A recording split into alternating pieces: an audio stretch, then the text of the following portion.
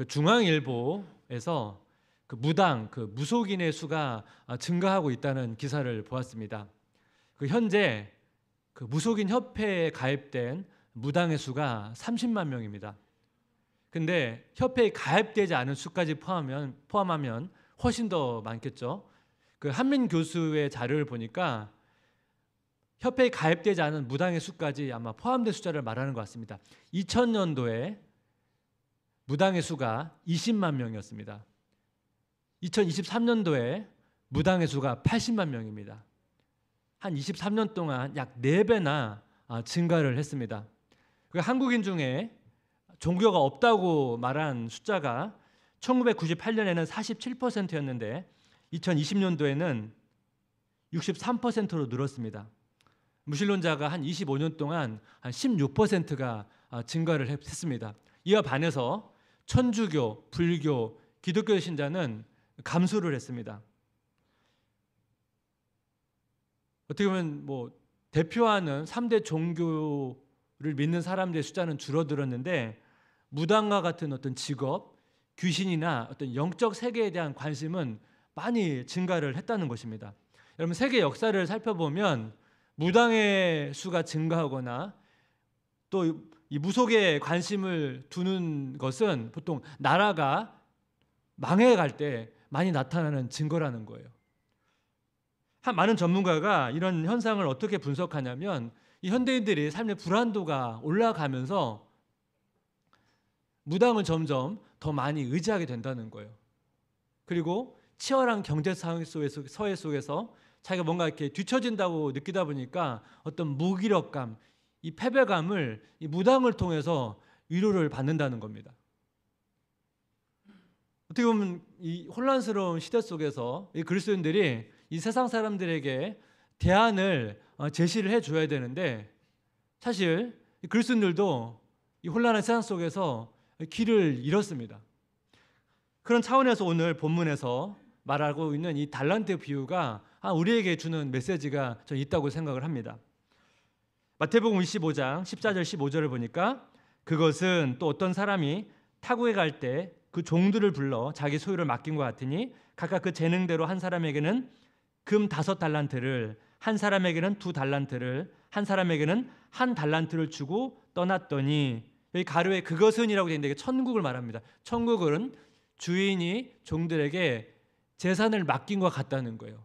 그리고 재산을 맡기고 주인은 떠났습니다. 근데 주인이 이 종들에게 꽤 큰 금액의 재산을 맡겼습니다. 금 5달란트, 2달란트, 1달란트. 이 1달란트는 6천 데나리온입니다. 1데나리온이 하루 임금 비용이거든요. 그러면 6천일 정도의 임금에 해당됩니다.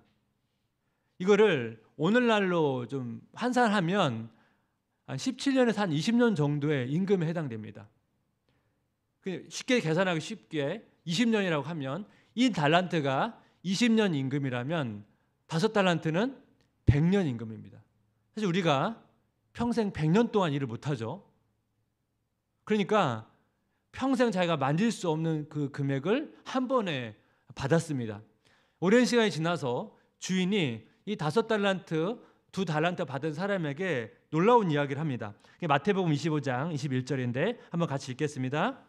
그 주인이 이르되 잘하였도다 착하고 충성된 종아, 네가 적은 일에 충성하였음에 내가 많은 것을 내게 맡기리니 네 주인의 즐거움에 참여할지어다 하고, 이 5달란트 받은 종, 한 100년 임금에 해당되는 돈을 받은 종이 잘 관리해서 100년 정도의 임금의 수익을 남겼습니다.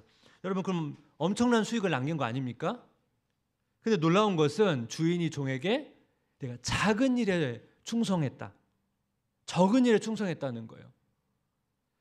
하나님의 스케일이 엄청 커요. 이게 10,000원짜리 단위도 아니고 이 달란트 아닙니까? 이 하나님 나라의 계산법이 굉장히 다르다는 것을 우리가 알 수가 있습니다.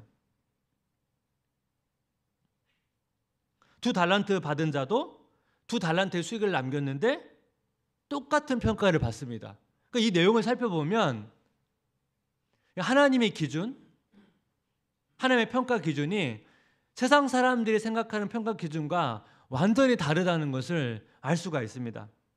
이 달란트는 비유에서 돈, 어떤 물질을 의미하지만 우리가 영적으로 우리 삶에 적용할 때는 이 달란트는 하나님께서 우리에게 주신 물질을 포함한 재능, 은사, 지혜, 이 모든 것을 다 포함한 개념입니다. 하나님께서 하나님의 자녀에게 많은 것을 주셨다는 거예요. 그리고 이 많은 것을 받은 우리는 교회와 세상을 위해서 이것을 잘 써야 된다는 것입니다.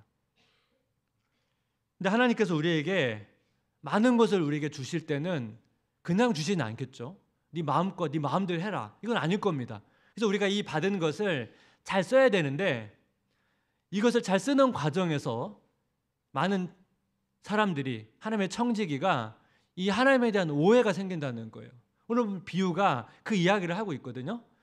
하나님을 향한 오해 두 가지, 그리고 해결책을 한번 살펴보기를 원하는데, 청지기의 흔한 오해 첫 번째는 뭐냐면 왜 우리에게 많이 바라시지? 해결책은 나의 수익률이 아니라 쓰임새가 중요하다는 거예요. 5달란트 받은 종은 5달란트 수익을 남기고 2달란트 받은 종은 2달란트의 수익을 남겼습니다. 근데 1달란트 받은 종은 쓰지 않고 그냥 땅속에 묻어뒀습니다. 어떤 평가를 받는지 보십시오. 마태복음 25장 25절 26절. 두려워야 나가서 당신의 달란트를 땅에 감추어 두었나이다. 보소서 당신의 것을 가지셨나이다. 그 주인이 대답하여 이르되 악하고 게으른 종아, 나는 심지 않은 데서 거두고 해치지 않은 데서 모으는 줄을 내가 알았느냐. 주인은 이 한 달란트 받은 종에게 악하고 게으르다고 말씀을 하세요. 여러분, 이 내용을 살펴보면 주인은 얼마나 많은 이익을 남겼는지에 관심이 없으세요. 앞에서 말씀드렸죠. 5달란트 받은 종이나 2달란트 받은 종이나 똑같은 평가를 받습니다. 그러니까 하나님의 관심은 얼마나 많은 이익을 남겼는지가 아니고 받은 것을 얼마나 잘 활용했는가. 하나님은 여기에 관심이 있다는 거예요. 그래서 우리가 구원에 대해서도 여러분 이런 관점이 좀 필요합니다. 우리가 보통 구원하면 죄로부터의 구원을 말합니다. 맞죠? 하나님께서 우리의 죄를 용서해 주시기 위해서 예수님을 보내주셨고 예수님 십자가를 통해서 우리 죄값을 치르셔서 우리가 천국에 갈 수 있게 되었습니다. 근데 구원은 죄로부터의 구원만 있지 않습니다. 부르심을 위한 구원도 있어요. 사명을 위한 구원이 있습니다. 우리가 이 사명 때문에 하나님께서 우리에게 달란트를 주시는 거예요. 그리고 우리는 이 달란트를 잘 사용하고 그리고 나중에 결산할 때가 있다는 것입니다. 이 달란트 비유는 이 종말에 관한 가르침 중에 지금 나오는 비유입니다. 이 종말에 관한 가르침에서 계속 깨어있으라는 표현이 계속 자주 등장하게 되는데, 그럼 여러분 이 깨어있다는 것을 오늘 달란트 비유의 관점에서 보면 어떤 사람이 깨어있는 사람입니까? 하나님께 주신 달란트를 잘 쓰는 사람, 잘 사용하는 사람이 깨어있는 사람이라는 거예요. 그래서 우리가 여러분 점검을 해야 돼요. 나의 구원이 이 죄로부터의 구원에서 이 사명을 위한 구원으로 이동했는가? 그 다음에 하나님께 나에게 주신 달란트가 뭔가? 그리고 나에게 주신 이 달란트 나는 지금 어떻게 잘 활용하고 있는가? 이거를 여러분 점검을 해야 된다는 것입니다. 근데 우리가 하나님 앞에 내가 쓰임 받아야 된다 이런 이야기를 이제 많이 듣다 보니까 우리는 어떤 이야기를 성도님이 많이 하시냐면 저는 아직 준비가 잘 안 되어 있습니다. 그런 이야기를 많이 하세요. 근데 우리가 이 쓰임 받는다고 그런 표현을 사용될 때 너무 크게 생각하시는 것 같아요. 하나님께서 우리를 향해서 이 민족을 책임져라, 이 한국 교회를 책임져라 그렇게 말씀하지 않거든요. 제가 대학 때 선교단체에서 계속 들었던 얘기가 민족복음화, 세계복음화예요. 근데 뭐 제가 혼자 어떻게 민족복음화, 세계복음화를 이루겠습니까? 근데 제 캠퍼스에서 저에게 맡겨진 몇 명의 영혼을 잘 양육하고 잘 훈련하는 것이 민족복음화, 세계복음화를 위해서 하나님께 저에게 맡기신 사명이라고 제가 생각을 했거든요. 그래서 우리는 각자 가정을 향한 또 교회를 향한 일터를 향한 부르심이 있잖아요. 나에게 주신 재능과 은사와 이 경험을 가지고 이거를 잘 써야 된다는 것입니다. 그러려면 제가 앞에서 말씀드렸죠. 나에게 어떤 재능이 있는지, 어떤 은사가 있는지, 하나님께서 어떤 경험들을 통해서 나를 지금까지 인도하셨는지를 계속 생각하면서 그걸 어떻게 사용해야 될지에 대해서 여러분 점검을 해야 된다는 것입니다. 나의 재능과 은사를 잘 모르겠다 그러면 여러분 그거 테스트하는 검사지도 있어요. 해보셔도 되고, 또 어떤 봉사들을 꼭 재능 은사 몰라도 할 수 있어요. 주차 봉사, 안내, 이건 특별한 은사가 있어야만 하는 건 아니거든요. 1시간 잘 서 있으면 되거든요. 이런 거는 꼭 내가 어떤 은사와 재능을 알아야만 이건 할 수 있는 봉사는 아니잖아요. 제가 보통 성도님께 많이 이제 걱정하는 게 뭐냐면, 우리가 뭔가 이렇게 섬기고 이런 걸 할 때 항상 여러분 그 영적인 성장과 함께 이 사역에 펼쳐져야 되는데, 영적으로 성장하지는 않고 너무 많은 사역을 하게 되면 어떤 일이 생기냐면 소진돼요. 고갈이 돼요. 그럼 굉장히 지치거든요. 그래서 제가 항상 이런 게 걱정이 좀 되는 건데, 우리가 예수님을 믿게 되면 반드시 한 개 이상의 은사와 또 재능 어차피 타고난 거니까요. 그리고 어쨌든 수많은 경험을 우리가 하고 이 자리까지 왔기 때문에 우리는 무엇이든지 한 가지 이상은 쓰임 받을 수 있다는 거예요. 그리고 우리가 하나님 앞에 갔을 때 어떻게 쓰임 받는지 평가를 받기 때문에 우리가 여러분 이 부분에 있어서 계속 여러분 생각을 해야 된다는 것입니다. 제가 이제 청년부 사역을 좀 오랫동안 분당을 해서 했는데요. 그 청년들이 은혜를 받으면 저한테 와가지고 목회를 해야 될 것 같다고 와요. 그럼 제가 주로 그런 친구들한테 하는 얘기가 있거든요. 꼭 은혜를 받는다고, 크게 받는다고 목회를 할 필요 없다. 그리고 뭐 꼭 목회를 해야만 하나님이 더 귀하게 보시고 더 많이 쓰임 받는 게 아니고, 네가 지금 일하고 있는 그 자리에서 열심히 섬기면 하나님이 똑같이 보신다. 그런 이야기를 많이 했습니다. 그리고 계속 그 일을 하다가 너무나 그 가슴에 불이 있어서 억눌러도 목회에 대한 마음이 있다면 그때 이제 목회에 대한 고민을 하라고. 그래서 제가 웬만하면 처음에 다 돌려보내거든요. 그러다 보니까 가끔 부작용도 있어요. 신학교를 잘 다니고 있는 친구가 와가지고 자기는 신학을 그만두고 다른 일을 하겠다고 와요. 저 한 번도 신학 그만두려 한 적이 없거든요. 근데 그 청년이 지금도 되게 멋지게 살아가고 있습니다. 얼마나 많은 사역을 감당하냐, 어떤 특별한 사역을 하냐, 이게 중요한 게 아니고 나에게 주신 것을 내가 어떻게 잘 쓰고 있는가, 이것이 우리가 점검해야 될 중요한 질문이라는 거예요. 청직 흔한 후의 두 번째는 뭐냐면, 왜 이것밖에 안 주시지? 해결책은 하나님 인색하신 분이 아니라 자비하신 분이라는 거예요. 여러분, 한 달란트 받은 종이 그 주인에게 하는 고백이 있습니다. 마태복음 25장 24절 25절 세 번역으로 보니까, 그러나 한 달란트를 받은 사람은 다가와서 말하였다. 주인님, 나는 주인이 굳은 분이시라 심지 않은 데서 거두시고 뿌리지 않은 데서 모으시는 줄 알고 무서워하여 물러가서 그 달란트를 땅에 숨겨두었습니다. 보십시오. 여기에 그 돈이 있으니 받으십시오.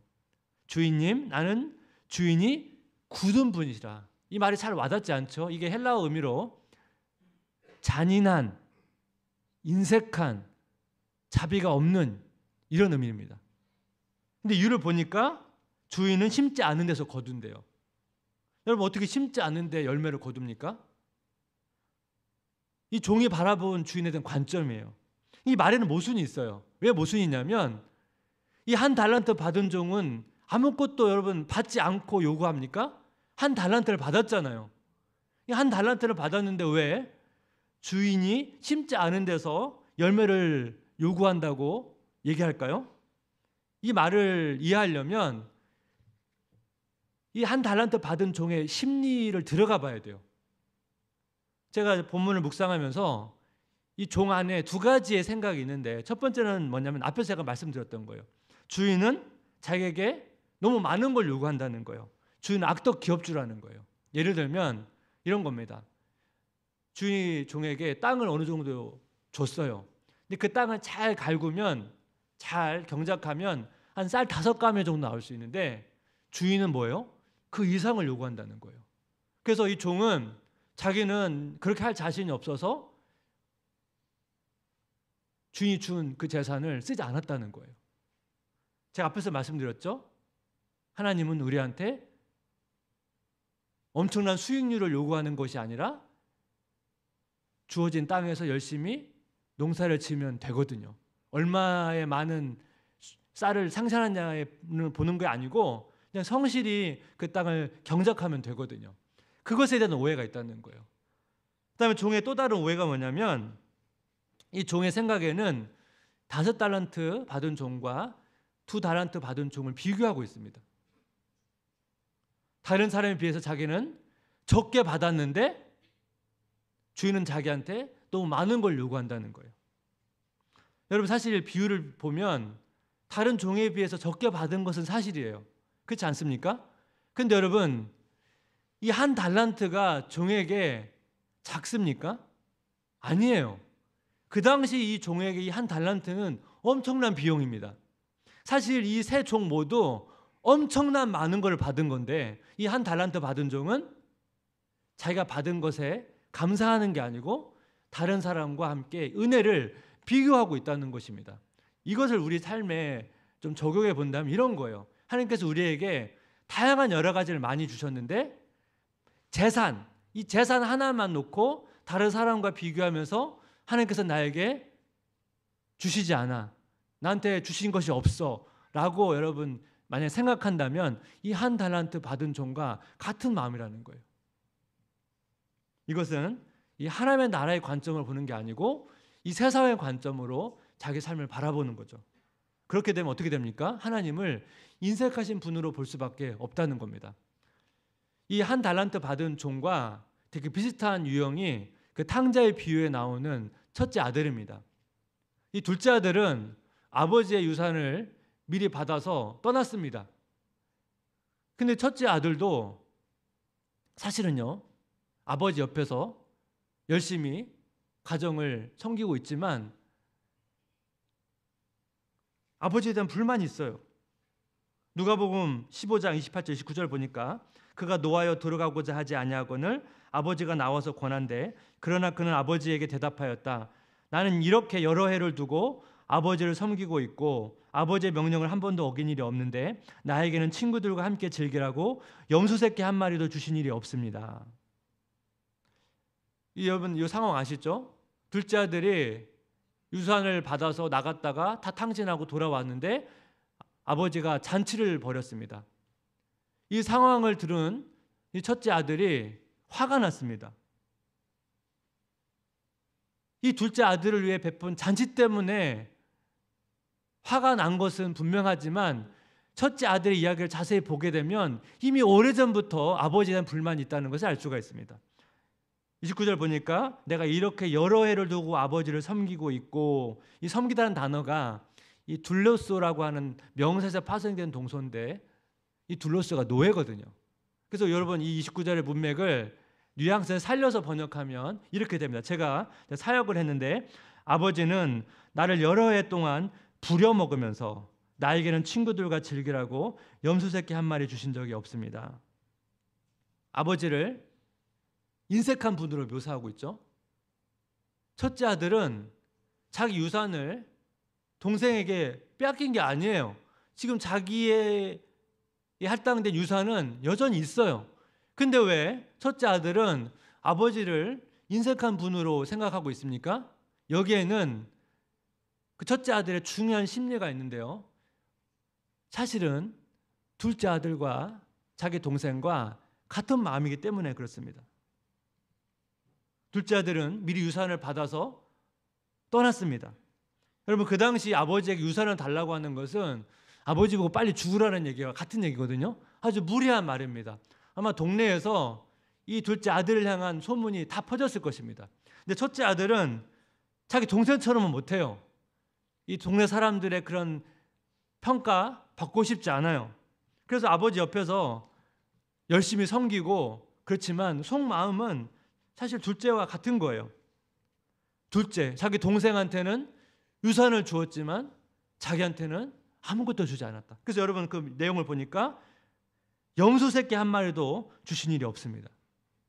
이 표현을 통해서 첫째 아들이 아버지에게서 어떤 마음을 가지고 있었는지를 우리가 알 수 있다는 거예요. 여러분, 첫째 아들이 아버지에게 저 친구들과 같이 MT를 하고 싶은데 염소 색깔이 한 마리 주시면 안 됩니까? 라고 했다면 여러분, 아버지가 뭐라고 대답하셨을까요? 아마 기쁨으로 아마 내주었을 것입니다.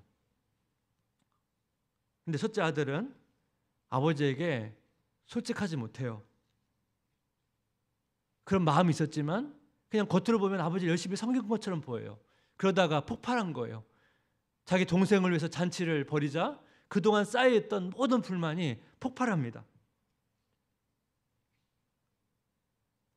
둘째 아들도 아버지에 대한 불만을 가지고 유산을 받아서 떠났지만 사실 첫째 아들도 둘째 아들과 양상은 다르지만 똑같이 아버지를 향한 불만을 가지고 있다는 것을 알 수가 있습니다. 근데 여러분, 이 비유에서 중요한 건 뭐냐면 이 아버지의 반응이에요. 둘째 아들이 유산을 달라고 요청했을 때 여러분, 앞에 말씀드렸죠. 무례한 행동이에요. 여러분, 이런 일이 있으면 보통 동네 사람들이 이런 아이들을 심판합니다. 돌을 던집니다. 근데 놀랍게도 아버지는 허락해 줍니다. 유산을 주어서 떠나 보냅니다. 지금 첫째 아들이 아버지를 향해서 무례한 행동을 하고 있는데 여러분, 아버지의 반응을 보십시오. 누가복음 15장 31절입니다. 한번 같이 읽겠습니다. 아버지가 이르되 예 너는 항상 나와 함께 있으니 내 것이 다 내 것이로되.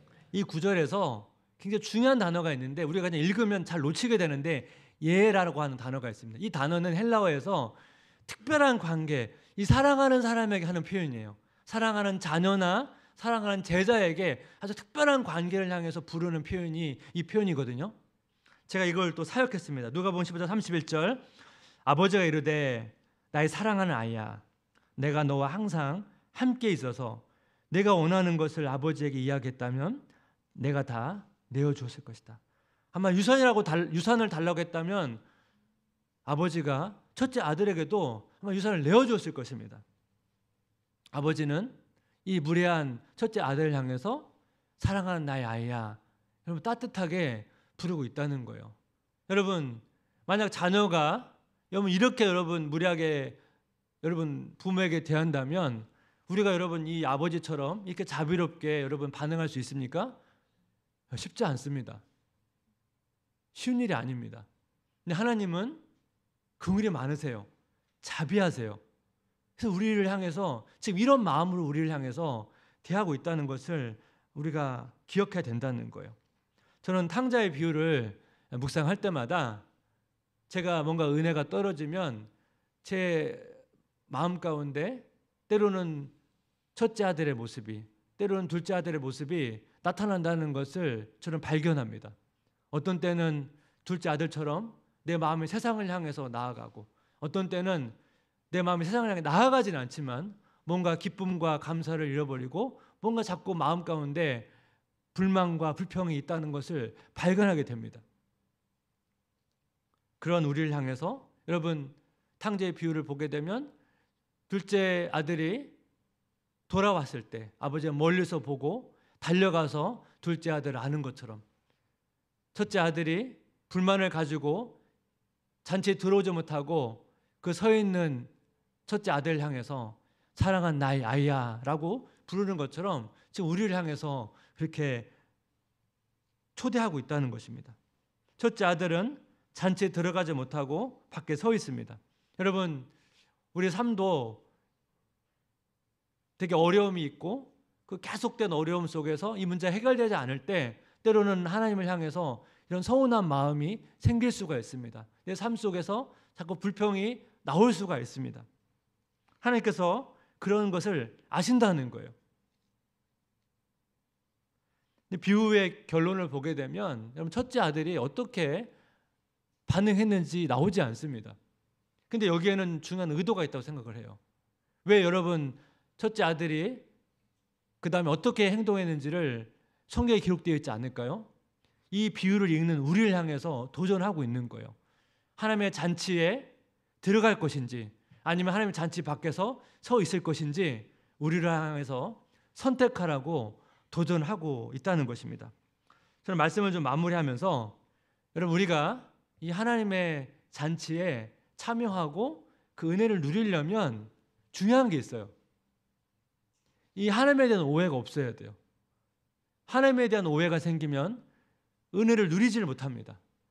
그리고 이 하나님의 은혜 오해가 없어지려면 묵상이 되게 줍니다. 묵상. 팀 켈러 목사님의 글인데 한번 제가 읽어보겠습니다. 당신이 수치심과 죄책감으로 가득 차 있다면 하나님의 자비를 추상적 개념으로만 믿어서는 안 된다. 그 자비의 단맛을 이를테면 심령의 혀로 느껴야 한다. 그러면 하나님이 당신을 받아주셨음을 알게 된다. 당신 염려와 불안으로 가득 차 있다면 하나님의 역사의 주관자이심을 믿기만 해서는 안 된다. 하나님의 눈부신 위엄을 심령의 눈으로 봐야 한다. 그러면 만사가 그분의 손안에 있음을 알게 된다. 여기 보면 계속 강조하는 게 뭐죠?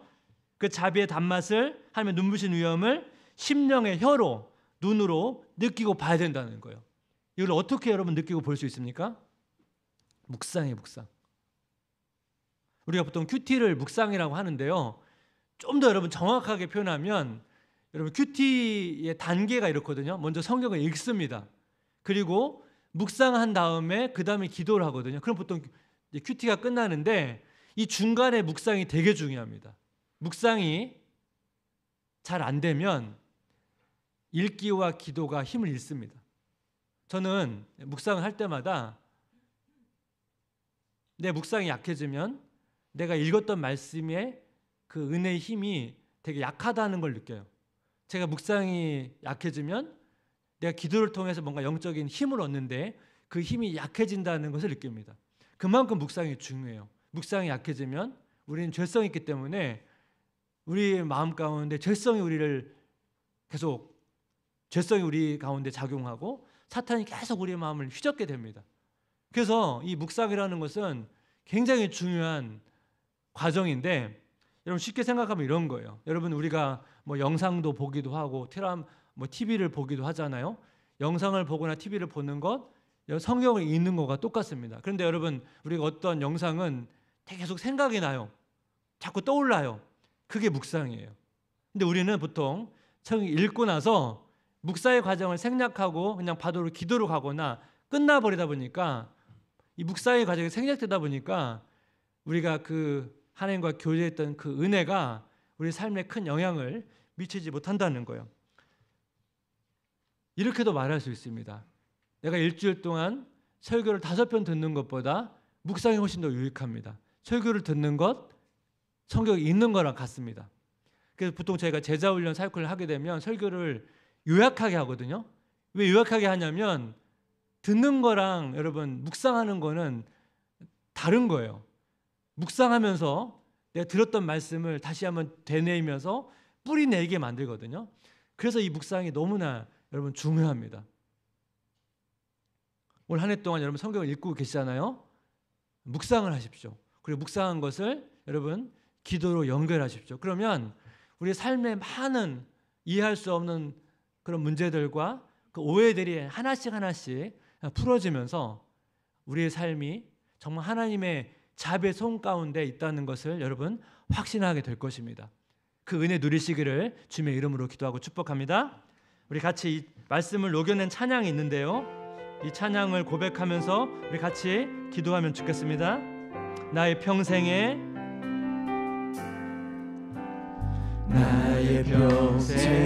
가장 복된 일은 내가 예수님을 만난 것이라. 나의 평생에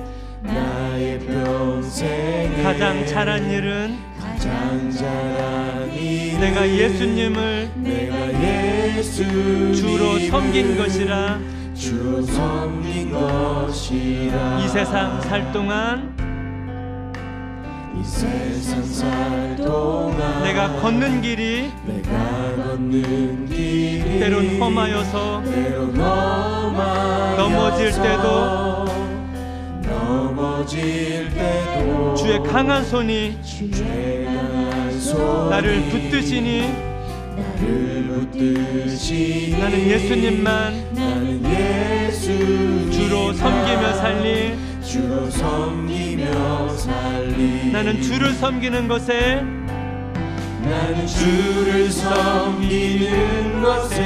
후회가 없습니다. 내가 걸어온 모든 시간 다 주의 은혜니 내가 걸어갈 모든 날도 주만 섬기며 살리 오직 예수 이름 부르며 살아가리라. 우리 다시 한번 고백할까요? 세상 살 동안 내가 걷는 길이 때론 험하여서 넘어질 때도 주의 강한 손이 나를 붙드시니 나는 예수님만 주로 섬기며 살리. 나는 주님을 섬기는 것에 나는 주를 섬기는 것에 후회가 없습니다. 내가 걸어온 모든 시간 다 주의 은혜니 내가 걸어온 모든 날도 주만 섬기며 살리. 오직 예수 이름 부르며 살아가리라. 이것이 나의 간증이요 이것이 나의 간증이요 이것이 나의 찬송일세. 이것이 나의 찬송일세. 나 사는 동안 끊임없이 그들을 찬송하리로다. 주를 찬송하리로다. 나 사는 동안 끊임없이 나 사는 동안 끊임없이 주를 찬송하리로다.